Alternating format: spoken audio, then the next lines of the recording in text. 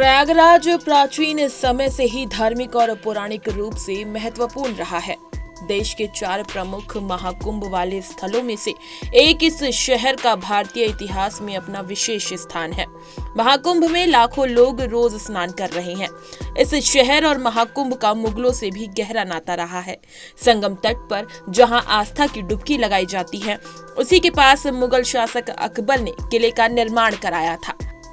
इसके अलावा अन्य मुगल शासकों ने भी यहाँ कई निर्माण कराए। आइए आज जान लेते हैं कि मुगलों ने कुंभ नगरी में क्या क्या बनाया था। कुंभ को लेकर क्या रहता था मुगलों का रुख। ये साल 1567 की बात है। प्रयाग से लगभग 55 किलोमीटर दूर कड़ा के किरदार अली कुली खान ने बगावत कर दी थी। इस पर सेना के साथ अकबर कड़ा पहुंचा और युद्ध में अली कुली खान को मार गिराया। यहाँ से अकबर प्रयाग पहुंचा और 2 दिनों वहां रहा। बताया जाता है कि संगम का इलाका इतना भाया कि अकबर ने वहां किला बनाने की ठान ली।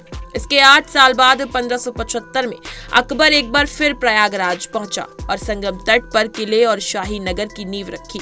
इसके साथ ही इस शाही शहर का नाम इलाहाबाद रखा, जिसका मतलब है ईश्वर के रहने का स्थान। धार्मिक चर्चा के लिए अकबर ने इबादत खाना का भी निर्माण कराया। इतिहासकार हैरब चतुर्वेदी की एक किताब है, कुंभ ऐतिहासिक वांग्मय। इसमें उन्होंने अकबर से जुड़ा एक और किस्सा बयां किया है। वो लिखते हैं कि अकबर जब दोबारा प्रयाग पहुंचा और वहां कुंभ लगा, लाखों हिंदू संगम में डुबकी लगा रहे थे। उसी वक्त पुर्तगाली सरकार ने अकबर का धर्म बदलने का प्रयास किया था। दरअसल पुर्तगाली पास्टर मॉन्सेरेट अकबर के दरबार में आता रहता था। उसी ने पुर्तगाल सरकार को पत्र भेजा कि मिशनरी वेंदित्ती को हिंदुस्तान भेजा जाए, जिससे अकबर का धर्म बदलवाया जा सके। इबादत खाने में ईसाई धर्म प्रचारक अकबर का धर्म बदलवाने की कोशिश कर रहे थे, पर अकबर ने ऐसा नहीं किया। उसने इबादत खाना ही बंद करवा दिया। अकबर ने कहा कि धार्मिक चर्चा के लिए इबादत खाना का निर्माण कराया था, पर यहाँ तो धर्म के नाम पर झगड़े हो रहे हैं। उसने यहाँ तक कहा कि धार्मिक चर्चा केवल कुंभ में हो सकती है। अकबर के बाद जहांगीर के शासन काल में भी प्रयागराज में कई निर्माण हुए। बताया जाता है कि जहांगीर यानी सलीम को अकबर ने सूबेदार के रूप में भेजा, तो वो अकबर के बनाए किले में रहने लगा। यहाँ उसने काले पत्थर से एक सिंहासन बनवाया, जिसे साल 1611 में आगरा भेजा गया था। इसके अलावा किले में जहांगीर के मौर्य काल का अशोक स्तंभ पड़ा मिला, जिसे उसने दोबारा स्थापित कराया और 35 फुट के स्तंभ पर उसने अपनी पूरी वंशावली खुदाई थी। जहांगीर के काल में इलाहाबाद में 4 प्रमुख मकबरों का निर्माण कराया गया। प्रयागराज स्थित खुसरो बाग में ये मकबरे हैं। इनमें खुसरो का मकबरा, निसार बेगम का मकबरा और अमीर खुसरो की मां का मकबरा आदि है। इन्हें इंडो इस्लामिक शैली में बनवाया गया था। ज्यामितीय विधि से इन मकबरों में एक सीधी रेखा में बनाया गया था। इनके निर्माण में राजस्थानी बलुआ पत्थर का इस्तेमाल किया गया था।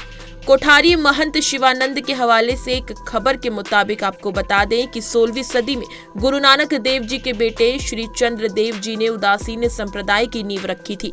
वो धर्म के प्रचार के लिए लाहौर पहुंचे तो मुगल बादशाह जहांगीर ने बुलावा भेजा। उनसे प्रभावित होकर बादशाह ने श्री चंद्र देव जी को 700 बीघा जमीन दान की थी, तो आगे चलकर उदासीन अखाड़े को मिली। कुंभ में ऐतिहासिक वांग्मय से पता चलता है कि शाहजहां ने अपने बेटे दारा शिकोह को प्रयाग का सूबेदार नियुक्त किया गया था। वो कुंभ के दौरान प्रयाग आता था और संगम तट पर साधु संतों की संगत में रहता था। खुद उपनिषदों का उसने अध्ययन किया और संतों में शास्त्रार्थ परंपरा की शुरुआत भी की। दारा के छोटे भाई औरंगजेब ने जब गद्दी हथिया ली तो साधु संतों को काफी तकलीफ हुई थी। इतिहासकार बताते हैं कि औरंगजेब खुद भी कुंभ में शामिल हुआ था। उसने प्रयाग के मंदिरों को ग्रांट भी दिया। यहाँ तक कि बनारस के कोतवाल को औरंगजेब ने फरमान जारी किया था कि जो भी हिंदू स्नान के लिए जा रहे हैं उन्हें तंग ना किया जाए। दरअसल औरंगजेब को शिकायत मिली थी कि तीर्थयात्रियों को बनारस का कोतवाल परेशान कर रहा है। हालांकि बाद में औरंगजेब ने खुद तीर्थयात्रा पर कर लेना शुरू कर दिया था।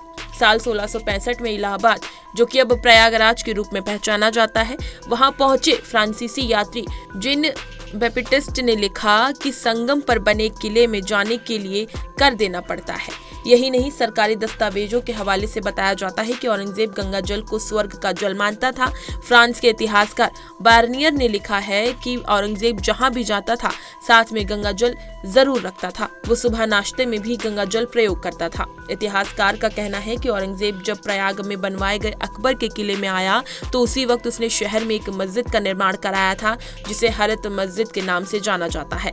हालांकि कुछ लोगों का मानना है कि ये मस्जिद औरंगजेब ने एक मंदिर तोड़कर बनवाई थी।